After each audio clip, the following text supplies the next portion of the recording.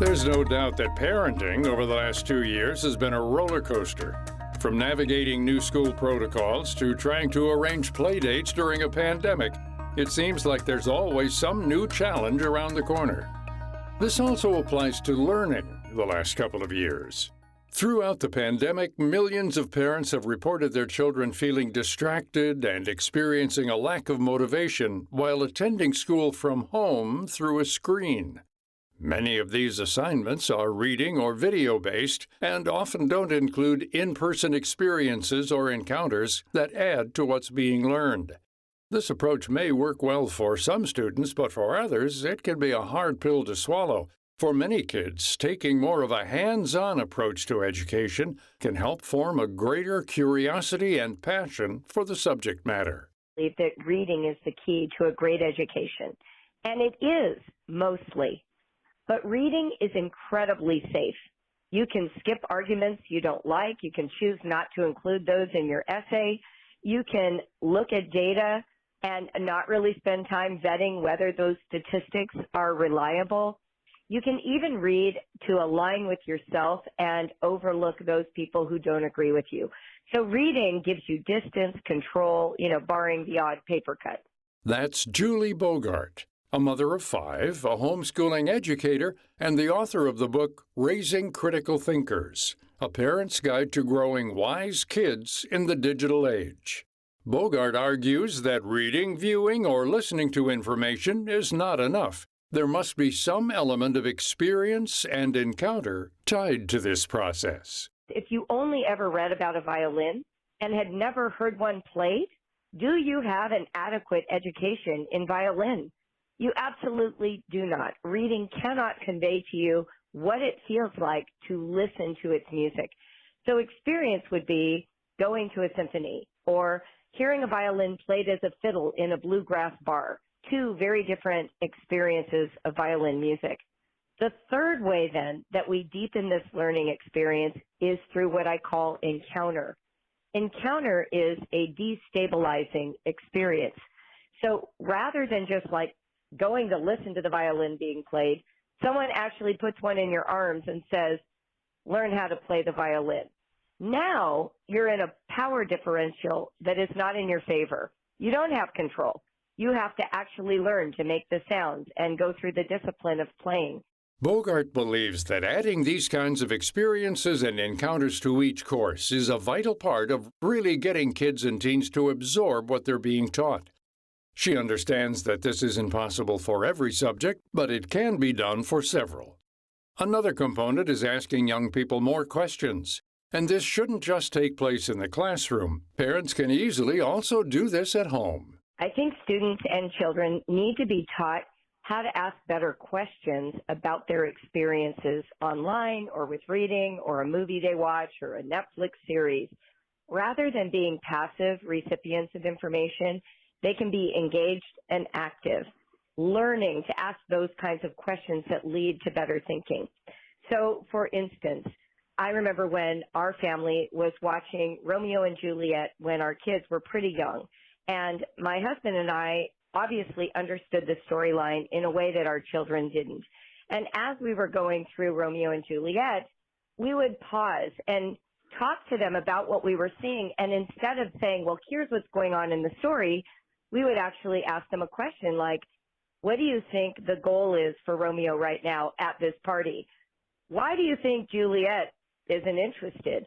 This type of questioning allows children to be more engaged and form deeper thoughts and opinions about what they're seeing, hearing, or reading, helping to form critical thinking skills. What we really want are kids who are empowered to think critically for themselves. So rather than a parent establishing rules and guidelines and explanations, we can actually invite children and teens to collect their own data, to be in touch with their own experiences, and to express what it is that creates the thoughts they have.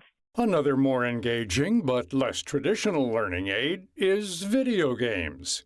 Yes, they often get a bad rep, but there are certain video games that give children or teens a different perspective on a subject. Ever remember playing the computer game The Oregon Trail in school? Trying to survive as a pioneer that's determined to make it out west without dying of dysentery? We do. Bogart says video games are yet another immersive experience that can aid learning. One of the reasons it's so attractive to children is that it's an active experience for them. They're using their imaginations, their strategy skills, and their social skills when they game on a tool that was designed for adults. So it feels really cool. They feel very elevated in their experience of living by using this powerful tool. And video games are just another resource that can be used to bolster the learning and personal development process in children and teens. This type of play can be done through the more traditional in-person experiences as well. Dr. Joseph Galasso says that these opportunities are especially critical in childhood.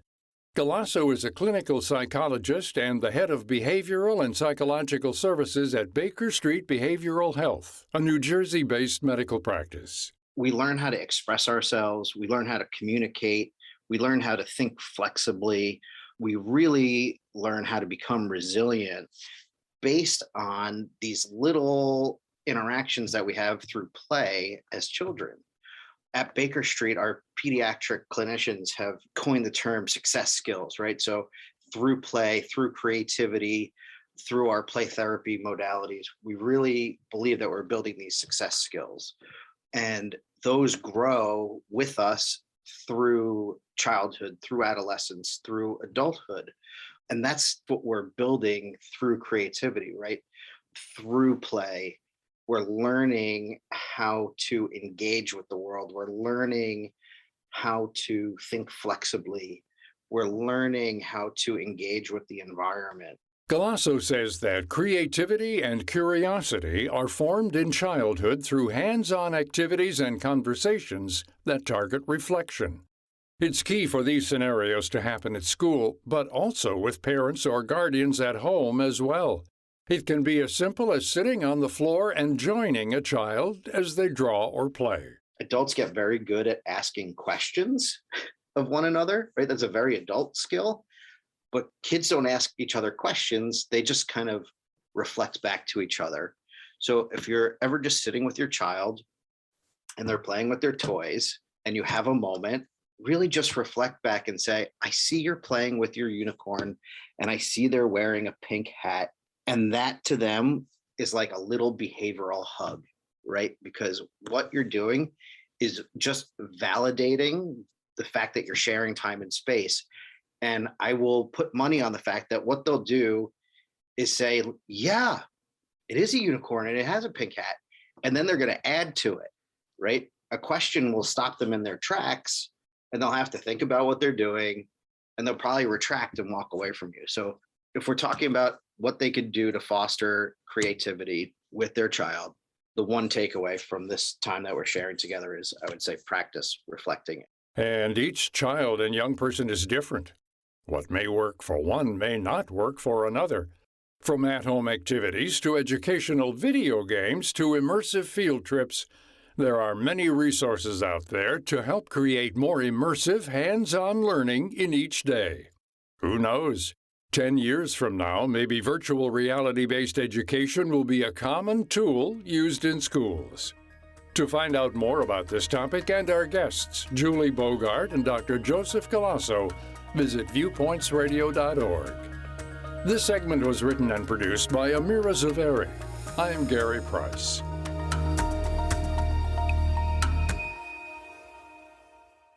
Coming up on Viewpoints. What's really cool about Amy Boardman is you may not know her name, but you know who she coached, Simone Biles. Examining the legacies of the coaches who crafted the best athletes in the world.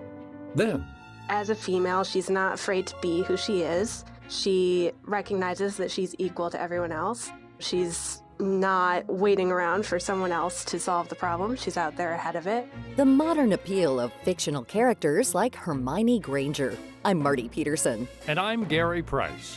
These stories in depth on your public affairs magazine, Viewpoints.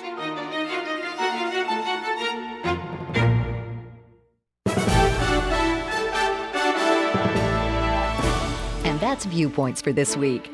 Follow us on Twitter, Facebook, and Instagram to learn more about upcoming shows and find a library of past programs on Apple Podcasts, Google Play, and Spotify. Plus, you'll always find previous segments and more information about our guests at viewpointsradio.org. Join us again next week for another edition of Viewpoints.